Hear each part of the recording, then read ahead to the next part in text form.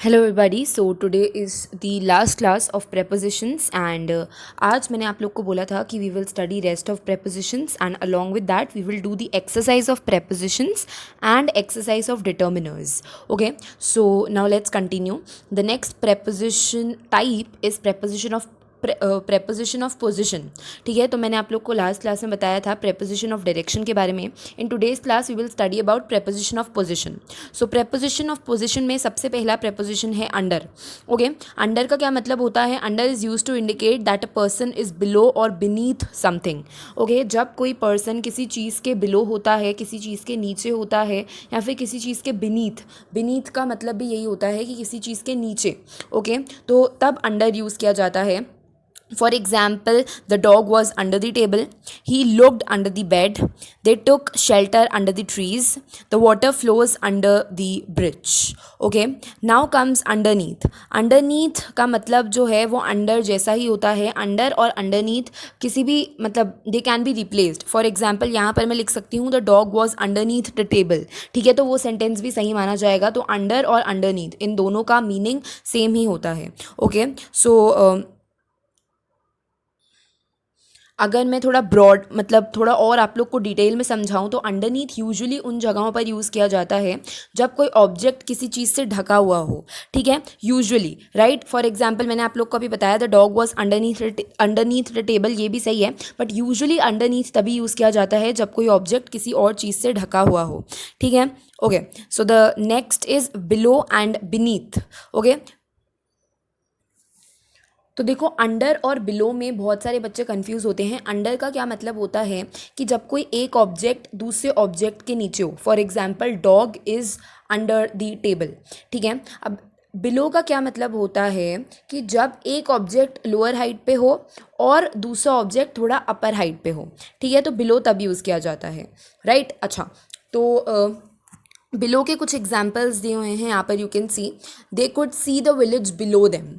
ठीक है, यहाँ पर आप लोग देख सकते हैं अंडर और बिलो में डिफरेंस. अंडर का मतलब क्या होता है जब कोई एक ऑब्जेक्ट दूसरे ऑब्जेक्ट के ऊपर हो. For example she was under the table, या फिर she was under the chair, she was under the bed.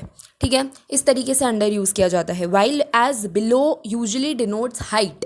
ठीक है, for example the lake is 500 feet below the sea level. He had a wound below the left shoulder. ठीक है, तो यहाँ पर below height denote कर रहा है. ठीक है, कि ये देखो फॉर एग्जाम्पल ये लेफ्ट शोल्डर है और यहाँ से बिलो है wound. Okay, so that's it. And जैसे अंडरनीथ अंडर के केस में काम करता था वैसे ही बीनीथ बिलो के केस में काम करता है. बीनीथ को बिलो की जगह कहीं भी लगा सकते हैं. Okay, the next preposition of position is over. Okay, तो देखो ओवर जो होता है वो अंडर की तरह होता है, वाइल एज अबव जो होता है वो बिलो की तरह होता है. ठीक है, फॉर एग्जाम्पल मैंने आप लोग को बताया था कि अंडर का क्या मतलब होता है कि जब कोई चीज़ किसी के नीचे होती है. ठीक है, for example dog is under the table. ठीक है, एक ऑब्जेक्ट दूसरे ऑब्जेक्ट के नीचे है. उसी तरीके से ओवर यूज़ होता है there were books all over the table, मतलब बुक्स टेबल के ऊपर हैं. वाइल एज अगर मैं बात करूँ अबव की तो अबव बिलो का ऑपोजिट होता है. Above is also use to denotes heights. ठीक है, for example the clouds were above us, it is denoting height, right. तो इस तरीके से अभी तक मैंने आप लोगों को बताया अंडर, अंडरनीथ, बिलो, बीनीथ. जो अंडर है और बिलो है उनके बीच में बेसिक डिफरेंस क्या होता है. Below is use to denote heights, right. उसके बाद मैंने आप लोगों को अंडर का ऑपोजिट बताया दैट इज़ अबव. उसके बाद मैंने आप लोगों को अंडर का opposite was over and below का opposite was above. Okay, the next type of preposition is preposition of travel and movement. Okay, now comes preposition of travel and movement. इसके अंदर सबसे पहले दो prepositions आते हैं along और across. along और across में बहुत सारे बच्चे confuse हो जाते हैं, बट आप लोग को इन दोनों में थोड़ा minute सा difference समझना पड़ेगा. along indicates movement in one direction. across indicates movement from one side to other. ठीक है, फॉर एग्जाम्पल कभी मुझे ये बताना है कि मैं रोड के डायरेक्शन में चल रही हूँ. ठीक है, तो मैं यूज़ करूँगी along.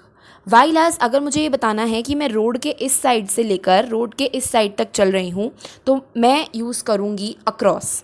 ठीक है, मैं वापस डिक्टेट कर देती हूँ। Along indicates movement in one direction, across indicates movement from one side to another. ठीक है, अलोंग जो है वो मूवमेंट इंडिकेट करता है एक ही डायरेक्शन में। फॉर एग्जांपल मैं बोलूँ कि आई वॉक अलोंग द सी, मतलब कि मैं सी के डायरेक्शन में चल रही हूँ। ठीक है, और अगर मैं बोलूँ कि I walk across the lawn, इसका क्या मतलब हुआ कि मैं लॉन के एक डायरेक्शन लॉन के एक पॉइंट से लेकर दूसरे पॉइंट तक चल रही हूँ। Right, so that's the basic difference between along and across. Right, now the third preposition of travel and movement is into. Okay, into का क्या मतलब होता है? जब किसी पर्सन का मूवमेंट करवाना होता है इनसाइड सर्टेन प्लेस, ठीक है, तब इनटू यूज़ करते हैं। For example, the boys came into the hall, she ran into the house, he got into a bus. ठीक है, तो यहाँ पर इनटू का क्या मतलब हुआ? इनटू का हर केस में यही मतलब होता है कि जब किसी चीज़ का मूवमेंट डिनोट करवाना होता है, किसी चीज़ के अंदर, किसी प्लेस के अंदर किसी चीज़ का मूवमेंट डिनोट करवाना होता है। राइट, फॉर एग्जाम्पल यहाँ पर बॉय जो है उसका मूवमेंट डिनोट करवाना है हॉल के अंदर, इस लड़की का मूवमेंट डिनोट करवाना है हाउस के अंदर। ठीक है, इनटू का ऑपोजिट क्या होता है? Out of. ओके, जब किसी बिल्डिंग से या फिर किसी प्लेस से बाहर निकलते हैं तब आउट ऑफ यूज़ करते हैं। Okay, now the next is on to. Okay, तो ऑन टू और इनटू के बीच में डिफरेंस मैं आप लोग को एक इमेज के हेल्प से समझाऊंगी। You can see this image. अगर मैं बोलूँ कि the cat climbed into the box, इसका क्या मतलब हुआ कि कैट उस बॉक्स के अंदर चली गई। राइट, और अगर मैं बोलूँ cat climbed on to the box, right, तो ऑन टू का मतलब होता है कि एग्जैक्टली अंदर नहीं जाना। ठीक है, सरफेस पे रहना या फिर किसी चीज़ के क्लोज रहना। ठीक है, यहाँ पर देखो कैट एग्जैक्टली अंदर नहीं गई है तो इसलिए यहाँ पर ऑन टू वर्ड यूज़ करेंगे। ठीक है, अगर मैं यूज़ करूँ कि I climbed on to my bed, ठीक है, तो इसका क्या मतलब हुआ कि देखो बेड के अंदर तो जा नहीं सकते। राइट, तो बेड के सर्फेस पे ही रहोगे तुम, इसलिए यहाँ पर ऑन टू यूज़ हुआ है। तो आई होप आप लोग को इनटू और ऑन टू के बीच में डिफरेंस समझ आया है। इनटू मतलब कि एग्जैक्टली अंदर चले जाना, फॉर एग्जाम्पल बॉक्स के अंदर जाना या फिर हॉल के अंदर जाना, हाउस के अंदर जाना, बस ट्रेन इनके अंदर जाना। बट अगर मैं बात करूँ रूफ़ की, तो क्या आप रूफ़ दैट इज़ छत, उसके अंदर जा सकते हो? नो।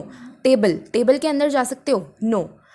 राइट, तो इसी तरीके से फॉर एग्जाम्पल प्लेटफॉर्म के आप अंदर जा सकते हो? नो।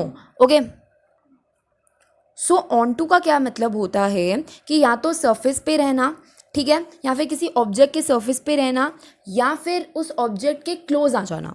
राइट, फॉर एग्जाम्पल आप लोग यहाँ पे देख सकते हैं a tree fell on to a car, इसका क्या मतलब हुआ कि जो कार का सरफेस है, ठीक है, उस पर ट्री फॉल हुआ है। तो आई होप आप लोग को ऑन टू और इन टू के बीच में डिफरेंस समझ आया है। The next preposition of travel and movement is through. Okay, तो थ्रू और अक्रॉस के बीच में अगेन बहुत बच्चे कंफ्यूज हो जाते हैं। सबसे पहले मैंने आप लोग को अलोंग और अक्रॉस के बीच में डिफरेंस बताया। अक्रॉस मतलब कि एक डायरेक्शन से, एक पॉइंट से स्टार्ट करना और दूसरे पॉइंट पे एंड कर देना, एक साइड से स्टार्ट करना दूसरी साइड पे एंड करना, इसका मतलब ये मतलब होता है अक्रॉस का। अलोंग मतलब कि एक ही डायरेक्शन में चलना। ठीक है, अब आता है नेक्स्ट दैट इज़ थ्रू। देखो थ्रू का मतलब भी यही होता है कि एक साइड से दूसरे साइड तक चलना, बट थ्रू में एक चीज़ आ जाती है कि देखो एक साइड से दूसरे साइड तक चलना but in something. Okay, when we talk about movement from one side to other but in something, ठीक है, फॉर एग्जाम्पल वो मूवमेंट हो रहा है इन लॉन्ग ग्रास या फिर वो मूवमेंट हो रहा है इन फॉरेस्ट, तो इन केसेस में आप लोग थ्रू यूज़ करोगे। ठीक है, for example I love walking through forest. Okay, तो जब आप लोग एक साइड से दूसरे साइड तक वॉक करते हो या फिर एक डायरेक्शन से फॉर एग्जांपल एक पॉइंट से दूसरे पॉइंट तक जाते हो, ठीक है, बट आप लोग किसी चीज़ के बीच में से गुजर के जाते हो, लाइक फॉर एग्जांपल ग्रास के बीच में से, फॉरेस्ट के बीच में से, सो इन केसेस में आप लोग हमेशा थ्रू यूज़ करोगे, अक्रॉस यूज़ नहीं करोगे। देखो यहाँ पर एग्जाम्पल दिया हुआ है I love walking across the forest, but क्योंकि वो फॉरेस्ट के बीच में से जा रहा है इन समथिंग, ठीक है, जैसे कि मैंने आप लोग को ऊपर बताया था, फॉरेस्ट के बीचों में से जा रहा है, इसलिए यहाँ पर थ्रू यूज़ होगा। ठीक है, लॉन्ग ग्रास के केस में भी अक्रॉस यूज़ नहीं होगा, थ्रू यूज़ होगा। ठीक है, तो आप लोग यहाँ पर एग्जाम्पल देख सकते हो, थ्रू अ टनल। ठीक है, टनल के बीच में से जा रहा है, through a pipe, through a forest, through a window. तो थ्रू और अक्रॉस में मेजर डिफरेंस आई होप आप लोग को समझ आया है। Next is up and down. Up and down में I don't think any explanation is required. Up means ऊपर, डाउन मीन्स नीचे। Up indicates higher position, down indicates lower position. Okay, examples you need to read it by your own. I am giving you 1 minute because up and down I don't think कि ये कोई समझाने की चीज़ है, तो I am giving you 1 minute. Quickly read all these examples please.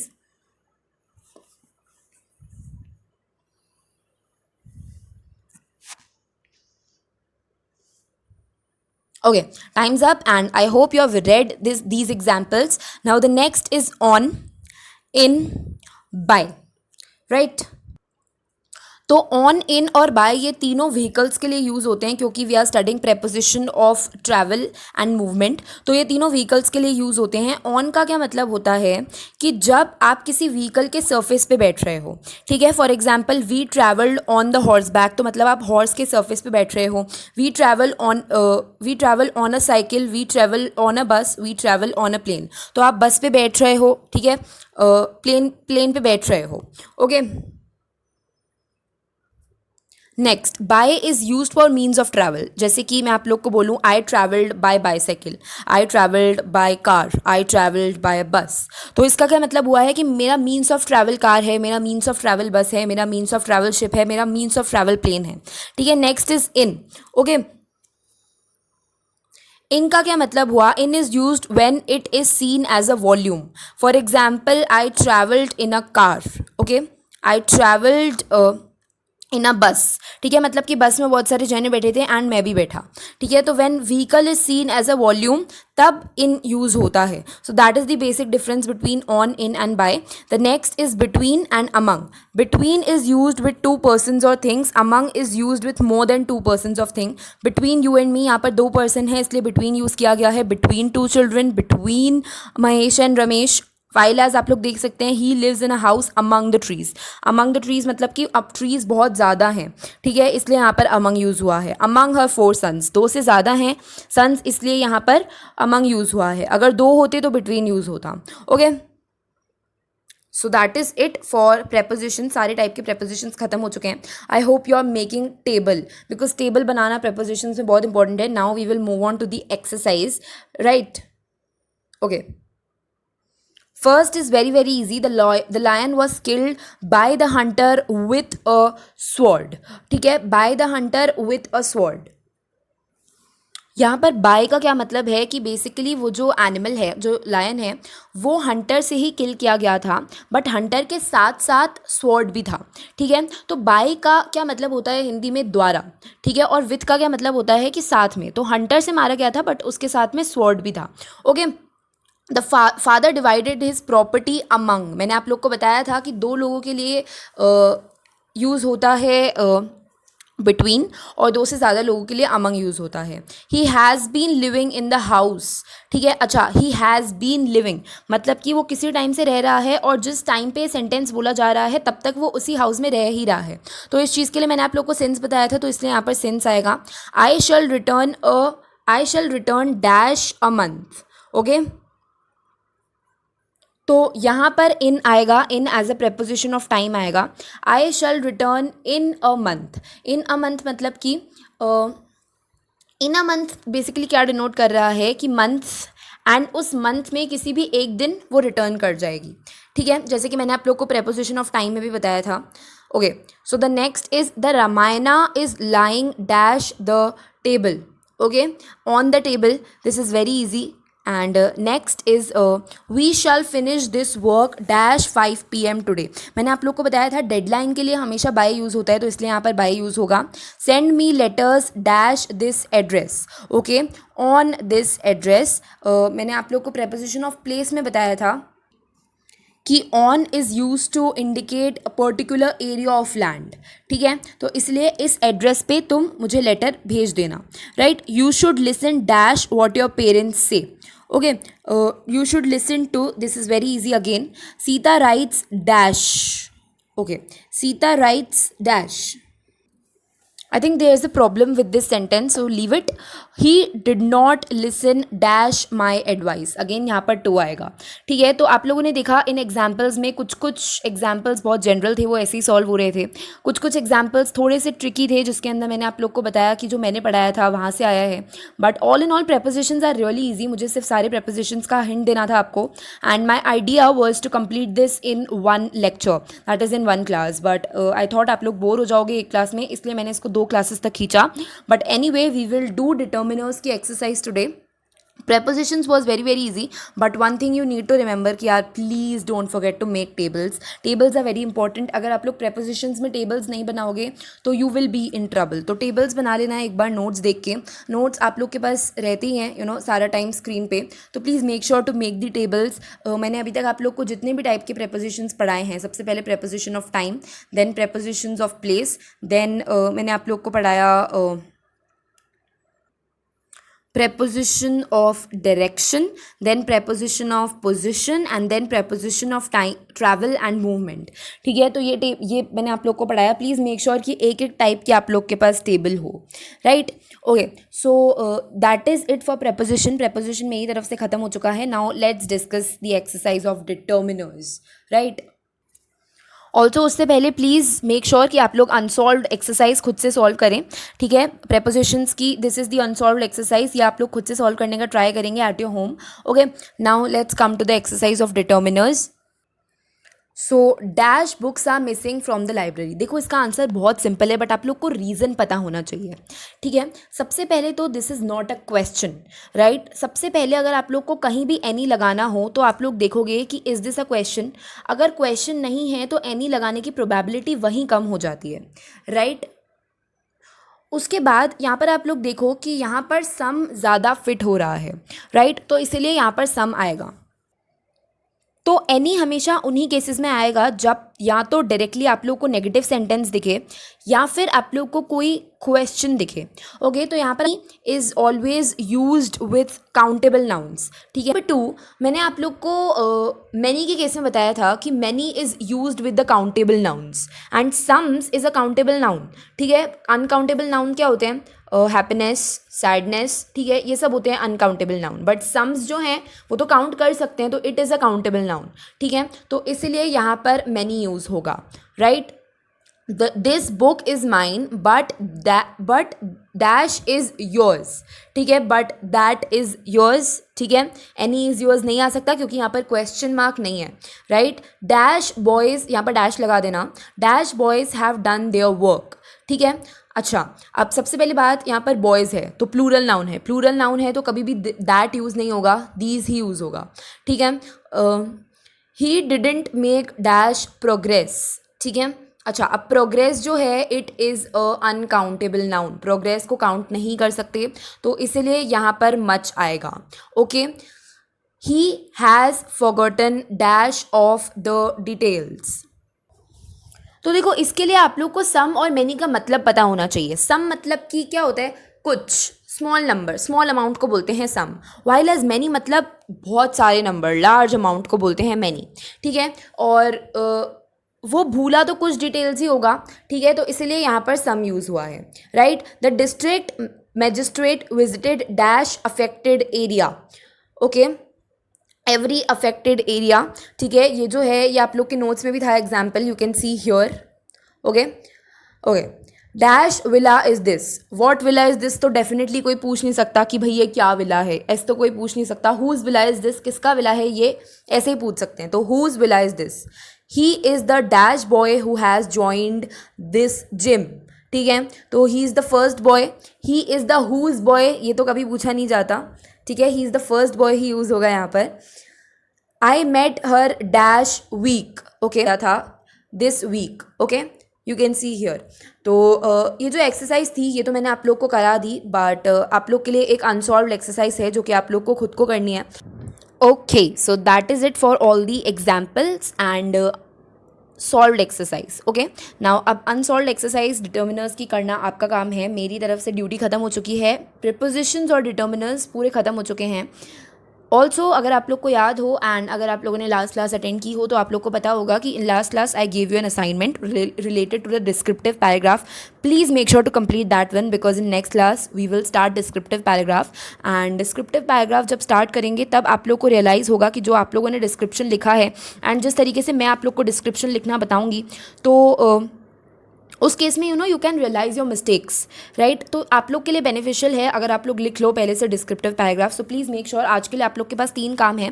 सबसे पहले आप लोग को डिटर्मिनर्स खत्म करने हैं, उसकी एक्सरसाइज खत्म करनी है, ठीक है. This is the unsolved exercise for homework. Next you need to complete the prepositions and its unsolved exercise. And next you need to write a descriptive paragraph. जिसने नहीं लिखा है मैंने आप लोग को लास्ट क्लास में ब्रीफ दे दिया था कि कैसे लिखना है.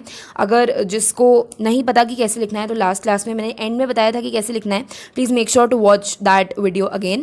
And yeah, that is it for today's class. Next class में we will start descriptive paragraph and hopefully descriptive paragraph 2 classes चलेंगे because ये 10 marks के आते हैं and I do not want to take any chance. 10 mark के आते हैं descriptive paragraph and मैं आप लोग को 2 क्लास में ढंग से descriptive paragraph बताऊंगी क्योंकि description of place, event, ठीक है, कुछ भी आ सकता है. इस तरीके से descriptive paragraph में 2 classes चली जाएंगी and then we will start with passive voice or reported speech or whatever. So please make sure to complete all your work till now and in next class we will start descriptive paragraph, so it's going to be very interesting. Thank you for tuning in and yeah, have a nice day. Bye.